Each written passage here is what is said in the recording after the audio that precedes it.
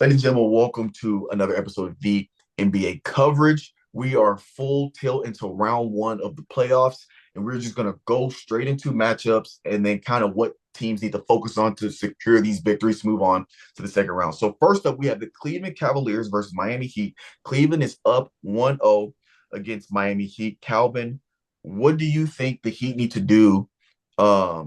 Or what do you think each team needs to do to either secure the victory or to make this run to get back on top? Dude, Mike, like, it's gonna be hard because everybody on that team plays their role, bro. So really, just try to get the ball out of Darius and Donovan's hands to make something happen and make the role players make a shot. That's the best thing I can say, man. Because that team, when you say a good, like you got your two go-to people, and then you got your three role players, and then a bench that can come in and do what it needs to do and everything. yeah, I mean, bro, that's a tough matchup too. And it's funny too, man. I said, the saying, they started out the season real hot and everything like that, and they continued it. They're still playing like really, really good at a high level too, man. So yeah, 7 game series with them, dude, that's gonna be tough. Because it's not gonna be like you're gonna blow if you do win, it's not gonna be a blowout, in my opinion. I think it's gonna be by free throws, you know? right. So Yeah, I think what Miami needs to focus on is getting boards. They got out rebounded. Jared Allen had 11 rebounds. They rebounded well, and the Miami, they have to reduce their turnovers. They had 14 turnovers to Cleveland 7. Cleveland, they had half the turnovers they did, which led to points off of turnovers. So I think Miami needs to make it an emphasis to be more physical in the paint to reduce Jared Allen's second chance buckets, or the defensive rebounds. They need to get more offensive rebounds. And like you said, they got to apply pressure on the perimeter to get the ball out of Darius Garland's hand and get the ball out of Donovan Mitchell's hands to but get it's the gonna be ball. hard with Darius though, dude, because Yeah, he's the point guard. Like by default, he's bringing the ball up, and then it's just my thing is like, do you pick him up do you press him because he can blow past you, yeah, and they then got to, and yeah, then at that point you got him. He's on your backside. Pause. No homo. I mean, I don't know if we supposed to say that on here, but it's fine. um, but like it's basically a mismatch at that. Well, not a mismatch, just like the advantage is towards you and everything because the dude's behind you. Only thing you gotta do if that big man steps up. Hey, hey, hey, hey, hey, Jared. Hey, Evan. Yeah, literally, yeah. And then Like and then so. for Hey, Donovan. You want one too? Hey, Donovan. and Like I think for Cleveland, they just got to keep the momentum, keep applying the pressure, do what they're doing. Now, what I will say is Jerome had 28 points out of the 34 bench points for Cleveland. So that is a one-off. I don't know if Jerome continues that. I think that's a big reason why they won. So if I'm Miami, I want to make somebody else beat us. If that means a bench player has to come off and drop 30 points every so game, be it. then so be it. But if that's what it takes for Cleveland to win, Miami has a shot because I don't know if that's a consistent thing for Jerome or because his thing for a guy come off the bench and dropping 30. So we'll see how this next game goes with Cleveland to see if their bench can still contribute at the level they did with Miami making their adjustments. All right, so next we have Boston Celtics and Orlando Magic. Boston Celtics is up 1-0. What did you notice in that series for Boston? I mean, it's just hard to. I think the Boston's going to come out. I think Magic might get like 1 or 2 games and everything, but I mean, they're just a young team going up against an experienced team, man. I mean, it's just hard. Yeah, It's just hard to yeah, beat everything. and it was a good game earlier on, but I think because of my Boston's playoff experience, they were able to pull away at the end. And again, it comes down to defense. Boston had 13 turnovers. I mean, sorry, 13 steals and the Orlando only had five. Orlando has to find a way to be active in the passing lanes and to get turnovers so they can get points off of turnovers. That's what's really gonna.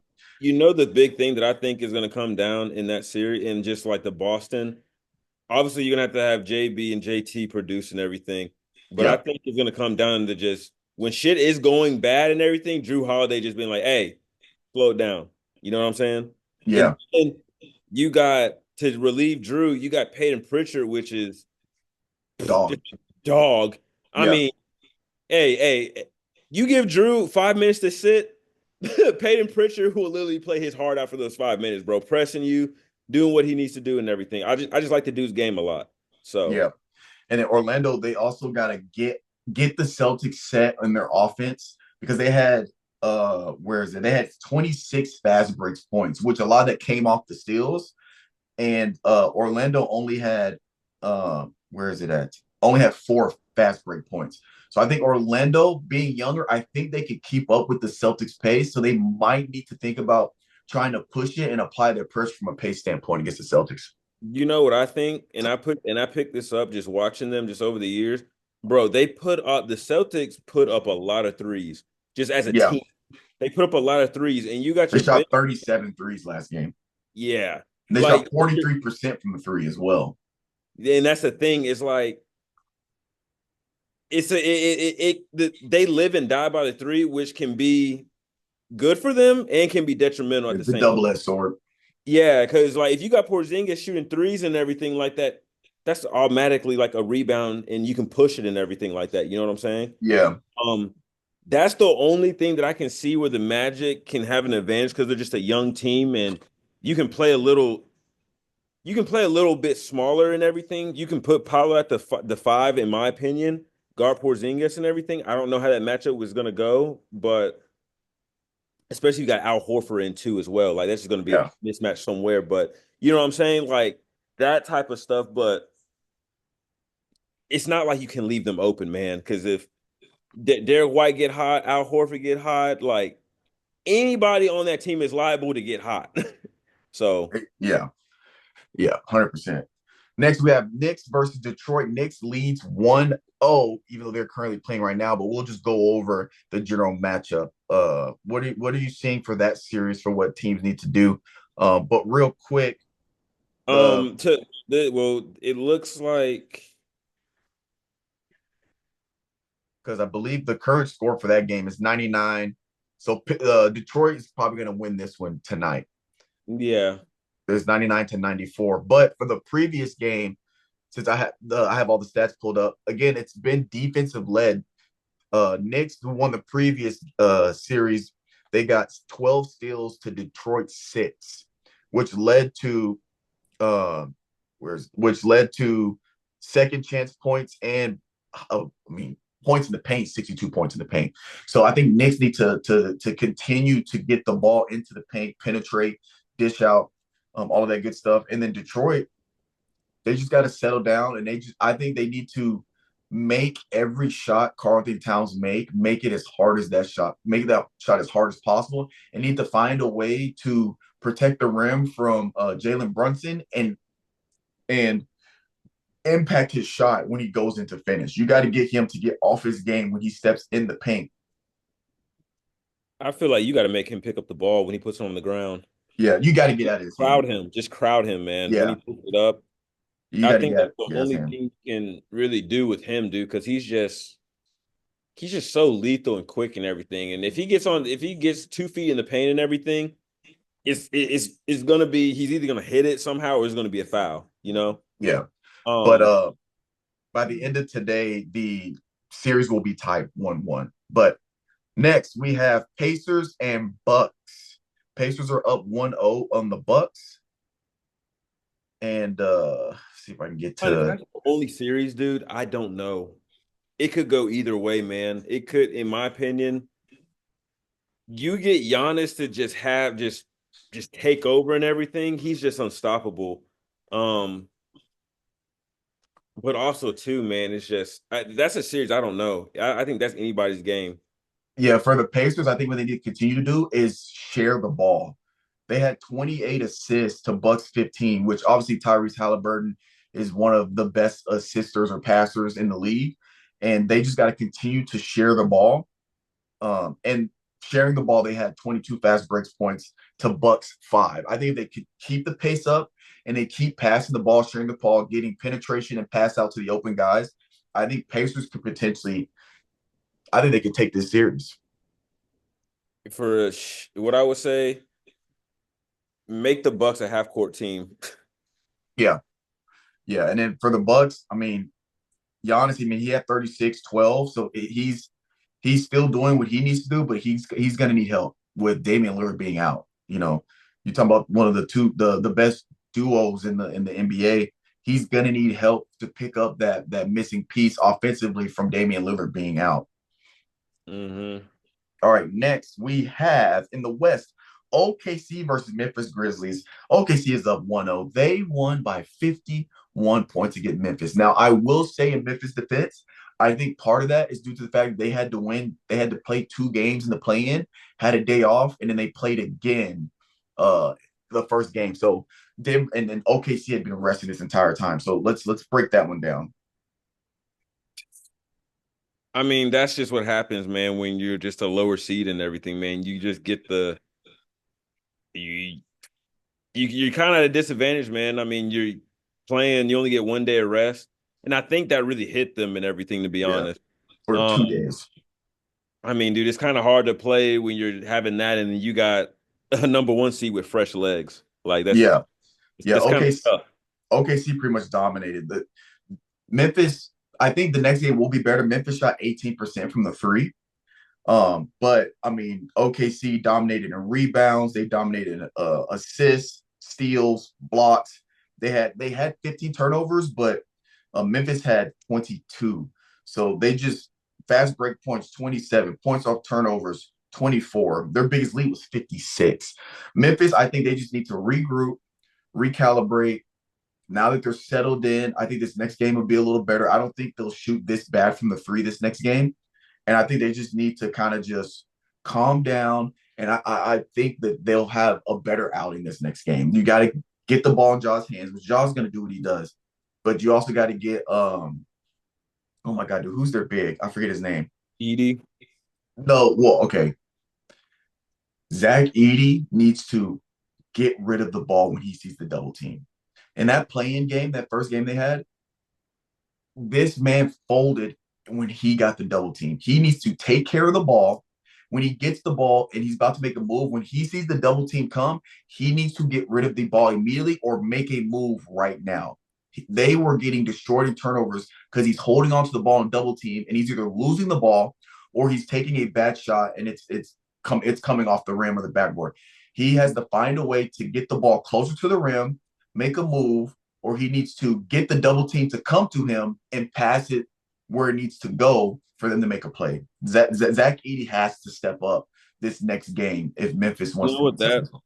You know what I say to that? What? Bro, if you're going to be a big man, especially that big in the league, you need to have a face-up game. You got to see the defense. Like if He's you're, gonna have to. huh? He's gonna have to. Yeah, bro. Like I mean, like in this day and age and everything, like they know you're not the most coordinated person. Like they know that. That's in the scouting report, bro. So you face up and everything, you can see the whole floor and you can see who's kind of sliding over a little bit. Because you know, as soon as you take that one dribble, they They're sliding over. coming. You gotta They're throw coming. that shit to like the open man or have somebody cut. Yeah. So, and dude, you're 7'6", bro. Like you have the vision. You Right. know, Literally. you have the vision, bro. Literally. All right. Next series, Houston Warriors. Warriors are up 1-0. Playoff Butler, Steph Curry. They're looking phenomenal. Let's It's break down it's that one. it's the experience, bro. Like, I mean, you got Steph in the playoffs. It's a different season. It's a different Steph. Then you got obviously you got Draymond. He gonna do what he does, but Jimmy, you got Jimmy too. Come on now. Yeah, and it's actually interesting because the Rockets out rebounded them significantly. Uh, well, no. Yeah, out rebound. They had 52 rebounds to Warriors 36. Now, Warriors shot the three at basically 40%, which we know with a Steph Curry team, that's what's going to happen. Houston shot 21%.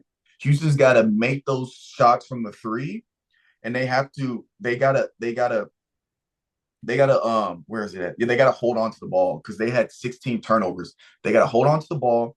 They gotta move the ball around. They're pretty much even at assists, but I think Rockers are gonna have to pass it more. They only had 19. I think they're gonna need to aim for like 25 assists and getting guys involved. Because Warriors 16 fast break points, and a lot of that came off the 14 steals that they had. They had 14 steals with 16 fast break points. Like they're gonna have to take care of the ball, and they're going to have to pass the ball around. Yeah. All right, now we have Lakers Timberwolves. Timberwolves lead the series 1-0. The Lakers lost by 22, which was a pretty big deficit. What are we seeing there for the Lakers and the Timberwolves? I didn't really get to watch the game or anything. I saw like clips of it. Yeah, It just seemed just like I don't know if it was bad defense or just the rim was just open. Just because I mean, Jaden McDaniels was 11 for 13, bro. That's crazy. yeah, yeah, Like that's crazy. That you missed two shots. yeah. So It just looked Timberwolves, like the goal was a trash can to them. yeah. So So the Timberwolves shot from the three 50%, which I don't think would be consistent. So I think this next game, the Lakers probably take it, or it'll definitely be a lot more competitive. But Lakers got out rebounded because they don't really have that dominant inside big for the rebounds. Timberwolves 29 assists to Lakers 15. You had 8 steals to Lakers 5. Turnovers are pretty much the same, but fast break points, Timberwolves had 25 to Lakers 6, which goes to the point of Timberwolves being a younger team. Lakers got to keep up with that pace. They're it's gonna have funny to. though you say that because you got Rudy Gobert, but you have Jackson Hayes too. That's a more athletic big that you think that would get back and everything, but that's not the case. Well, Jackson Hayes only played 8 minutes. I Who- believe he got hurt, so I think that was a big factor in that. Okay, okay, that makes sense. Yeah, but I don't see Timberwolves now. Anthony Edwards is the best 3-point shooter in the league this year. So you gotta apply that pressure on the perimeter. You're gonna have to. Now I don't see Memphis shooting 30, 50% from the three this next game. I think that's a one-off in terms of that, because 50% from three is crazy. And that's pretty much the difference maker for this game. So Lakers are gotta get them off the 3-point line. They got to go over screens with Anthony Edwards. They got to apply that pressure, and they just got to rebound and run. They got to rebound and run. Get the Timberwolves into their offense. Stop the fast break. Get them to get set up. Because I like Lakers' chances when it is offense versus defense. That's not a fast break. All right. Last one. We have Denver Clippers. Denver are up 1-0 in a tight, very exciting game there. Let's break that bad boy down. So Hmm. this went into OT. So it was a good game. James Harden, 32 points, 6 rebounds, 11 assists. Nikola Jokic, 29 points, 9 rebounds, 12 assists. This game was pretty even. Like statistically, it's pretty even. Um, the only big advantage that the Clippers had was blocks. But outside of that, Denver pretty much edges them and everything. But still, they had 11 steals, which led to 29 points off of turnovers. So really, if Clippers just take care of the ball, the game goes to their favor. So moving forward, if I'm Clippers, I thought we take care of the ball, reduce their steals. If Denver gets 2 or 3 steals this game, which is hard because Westbrook is a dog on the perimeter defense or on ball defense. But if the Clippers can take care of the ball, maybe have 5 turnovers or less, I think Clippers get this dub. Bro, I'm saying this. The Clippers are such a better team with Kawhi's playing. Absolutely. They're such a bet. Like, dude, I don't know if I'm reaching on this or whatever, but bro, like, there is definitely a noticeably like I think, and like I said, this is just a take. I might be reaching. I think Kawhi has that little bit of LeBron effect. When he plays and everything, he contributes. Yeah, they're a better team with them on the field, on the court, 100%. I mean, it's just It's just his play style and everything, bro. He's not flashy. Like when he handles the ball, it's simple. Between the Yeah, legs, behind the back, no trying to sauce a motherfucker up or nothing like that. Like he plays good basketball, bro. Like yeah, fundamentally good basketball. So then he'll lock you up on defense too. yeah, 100%. And then in Clippers' defense, they were up 15. It looked like had pretty much sealed the deal. So they also just got to learn how to finish. They if they learn how to finish, take care of their lead, they win the game. So that's what I'm focusing on this next game, taking care of the ball, and just if you get a lead early, just keeping it. Not you can't go on droughts where you're not. So you can't let Denver go on a 10-point run. You can't let them go on a 12, 14-point run. That's You the got to thing, get though, buckets when dude. you need them. That's the thing. So like, you know who I really think the X factor on the Denver Nuggets is? I think it's Aaron Gordon. Oh yeah, I think he's the X factor, bro. I think you really yeah, gotta watch him and everything because he's like a Josh Hart, bro. He'll do everything on the court. yeah, yeah. Um, You got to put a body on them too for boards. yeah, you gotta let it like Jokic, like he's gonna get his at the end of the day, man. He's just gonna get his. Jamal Murray, he's just streaky, man. You don't know what he's gonna do one game. One day game he can pop off for 8 threes. He can go for 0 for 8 the next game. You know, Yeah, just you don't know what you're gonna get from him, man. But like I said, last game he put up what 21? Almost had a triple double. What seven set nine nine yeah. nine 21, 9, and 7. yeah, something like yeah. Yeah, yeah. Clippers got to take care of the ball. They had 20 turnovers, which led to those 29 points off of turnovers. So those are the matchups, and we're going to be looking forward to round one as these series end, and then also we will try to get a pod out after each series, so and get them uploaded so it'll be relevant and won't be too far gone by the time we do the next one. But this has been the NBA coverage. We'll catch you guys next time. I'm gonna chase